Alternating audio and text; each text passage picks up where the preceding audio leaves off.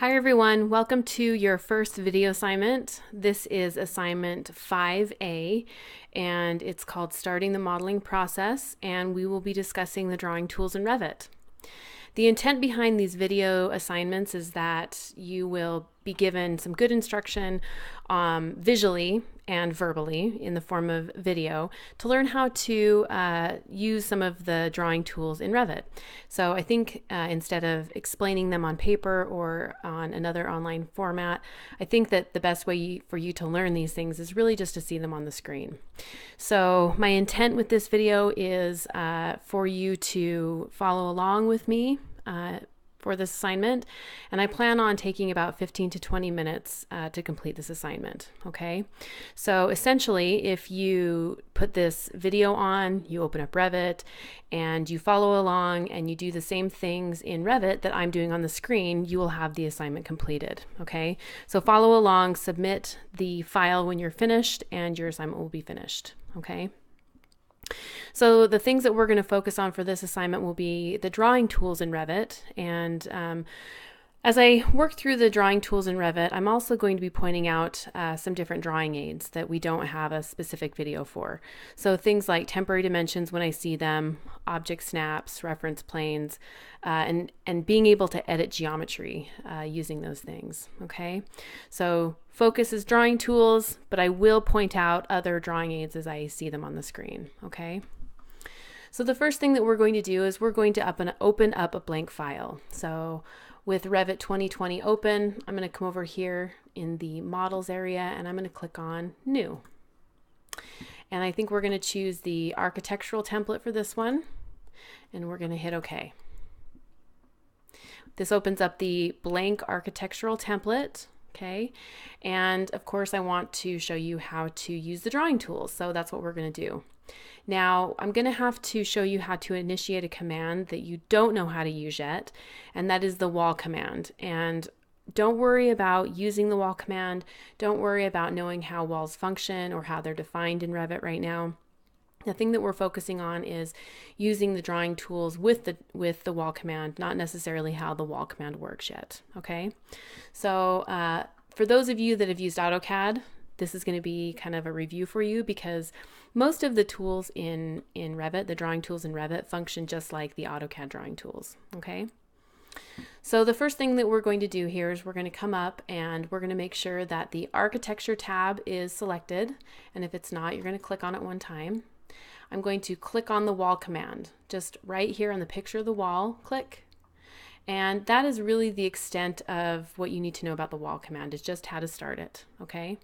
And the reason we have to start the wall command is because our drawing tools, which show up right here, they will not appear until you begin a command that requires drawing, okay? So I had to initiate the command, and then the drawing tools for that command appear.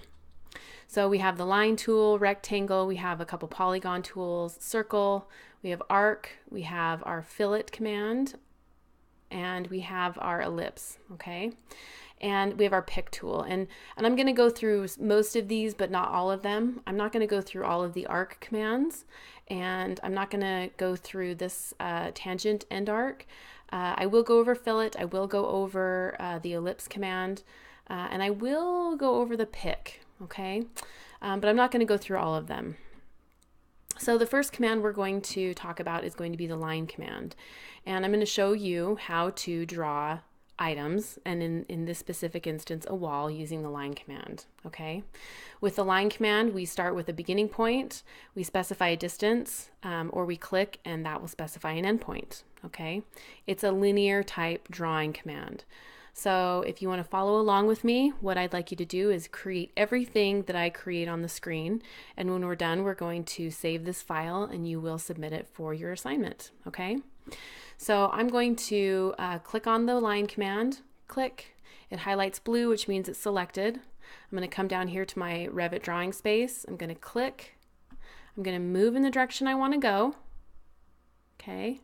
And when you all see 100 feet pop up, see I'm moving backwards, I'm moving forwards, I'm just moving my mouse. When you see 100 feet pop up, I'm going to click. Now you'll notice that this command is a chain command, so that means that it just wants to continue on. To exit out of this command, I can hit escape. Escape, escape. Okay? So now I'm cleared out of the command. To verify that I indeed did create a 100-foot long line, I can click on that line, and you notice a temporary dimension pops up. Okay, so that does tell me that I have created a 100-foot line. Okay, I'm going to hit escape. So I want to create another wall element using the line tool, and so I'm going to come over here to wall, click. I am going to make sure that the line tool is selected, click, and I'm going to come down here and I'm going to hover near the endpoint of that first wall that I generated. All right, and I want to remind you that you can use any of your navigation tools at this point to help you zoom in or zoom out or pan. So if I wanted to zoom in a little bit, I would move my roller button on my mouse. I could zoom out, I could pan back and forth, right? And you'll want to get used to doing these types of things. One thing I do want to point out as well is that when you navigate, right, when I zoom in, zoom out, or pan, while I'm in the wall command, it doesn't cancel out the command. So never be worried that a navigation command is going to cancel out a drawing command, okay?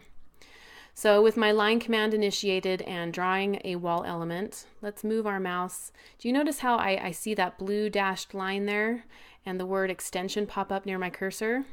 That is one of our object snaps engaging. So that's the extension object snap.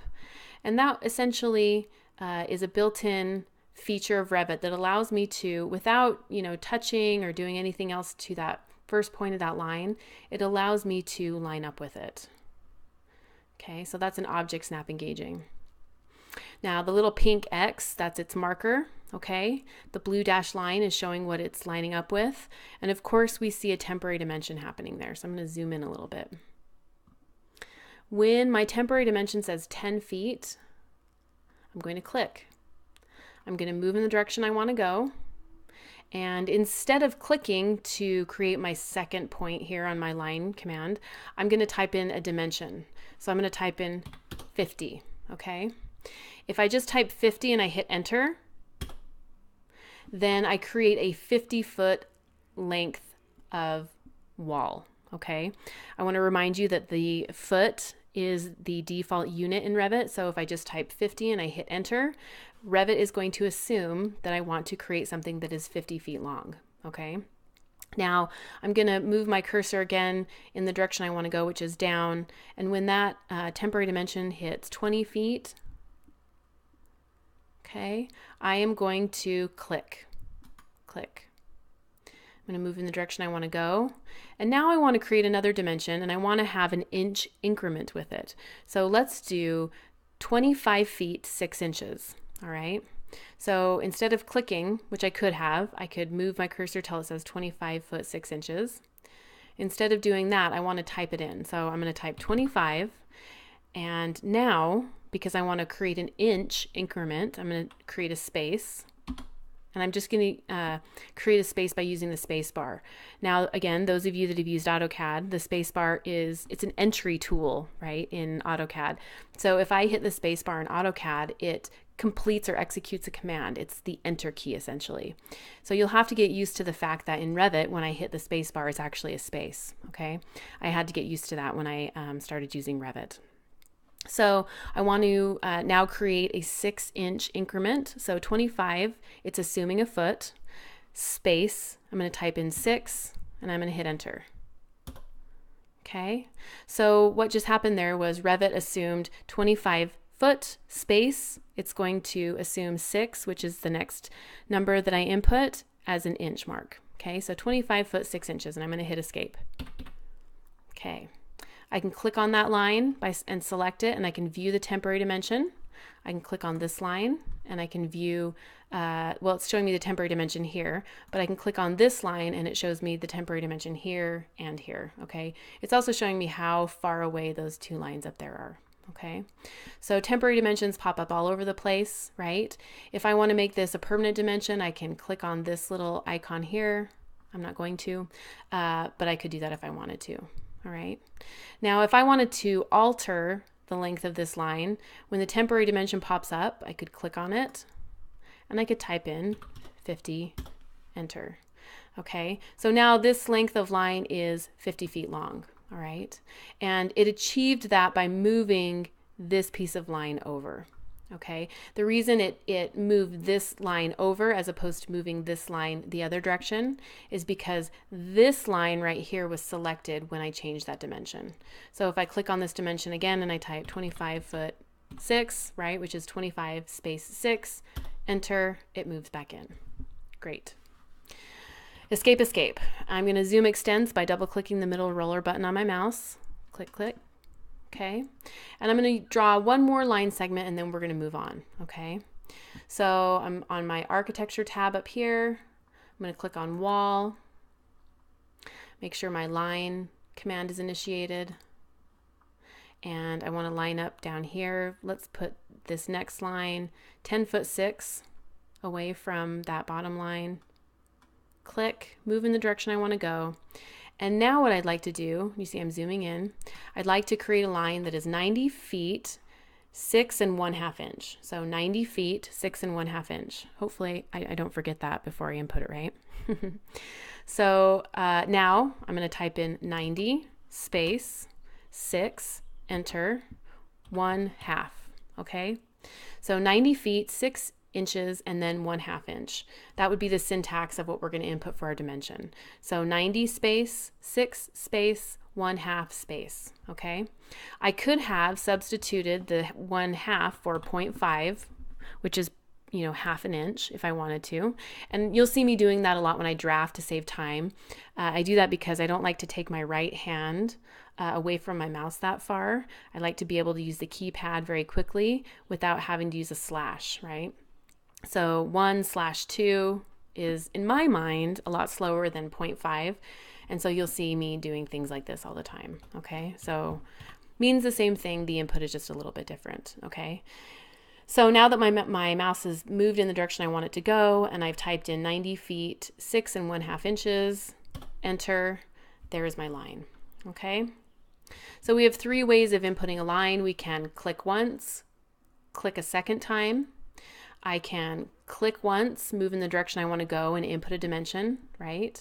Those are going to be the 2 ways that I can form a line element in Revit, okay? And it doesn't really matter if it's attached to a wall or a roof or a ceiling or any other item that needs kind of a line element to create it. It doesn't matter. The input is going to be the same, and also the usage of the tool is going to be the same, okay? So here's the first portion of your assignment, right? We've used the line tool to generate some walls. And as I grade your assignments, I'll just come in here and I'll click on these, and I will just make sure that they are all the dimensions that I have set in the assignment. Okay, escape, escape. The next the next tool that we're going to be learning is going to be the rectangle tool. So I'm going to click on wall. And I'm going to come up here and I'm going to click on rectangle, click. Okay, I'm going to come down here in my Revit drawing space, and this one I don't really need to have lined up with a dimension. So I'm just going to, and for you guys who draw this, you won't be marked down if it's a little bit different, but I'm just going to click. I'm going to move in the direction I want to go. Okay, and when we have a dimension up there on top of 38 and a dimension down below, do you see how it's growing to 38? We'll make a square here. 38, 38, click. Escape. Okay, I'm going to click on wall again. I'm going to click on rectangle again.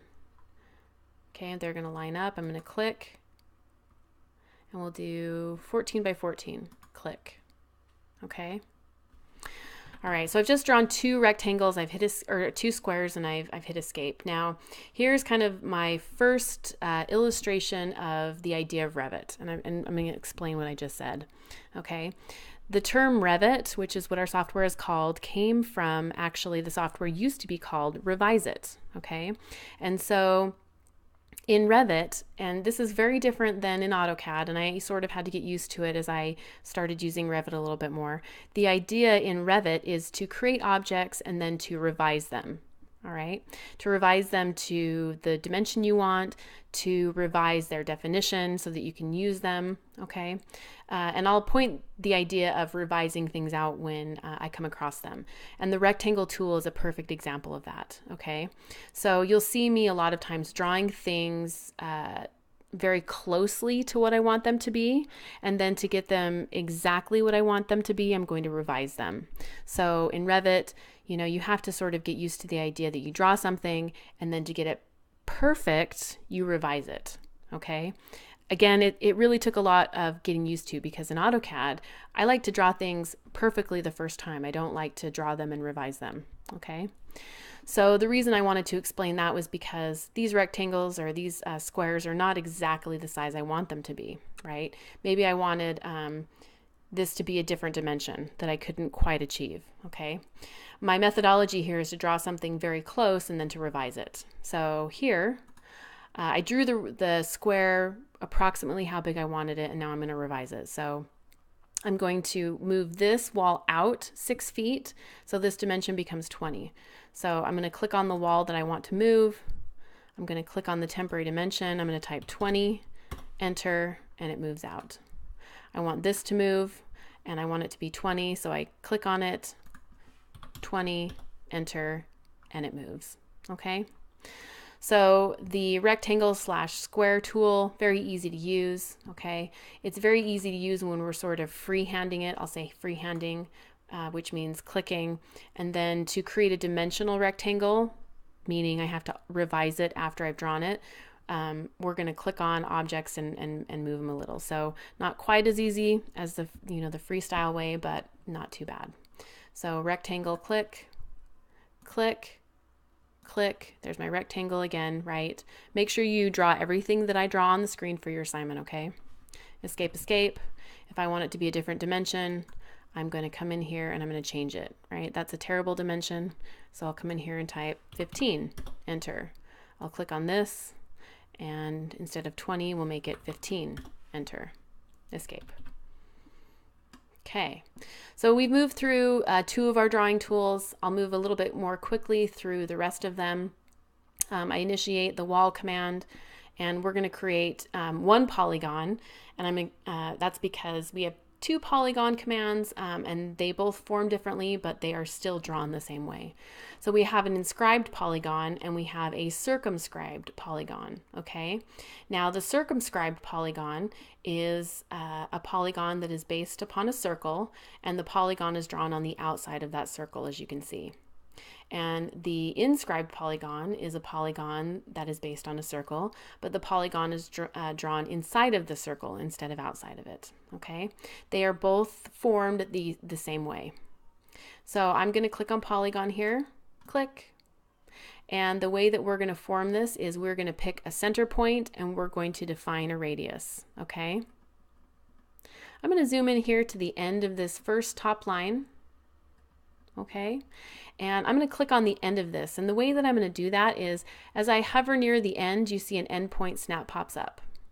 That is another drawing aid. It's an object snap. I'm going to click. I'm going to move my cursor so that I can see a radius forming. I'm going to make sure that top polygon segment is straight. And we want a 6-foot radius. I'm going to click. And that is how we're going to draw our polygon. I'm going to hit escape here, okay?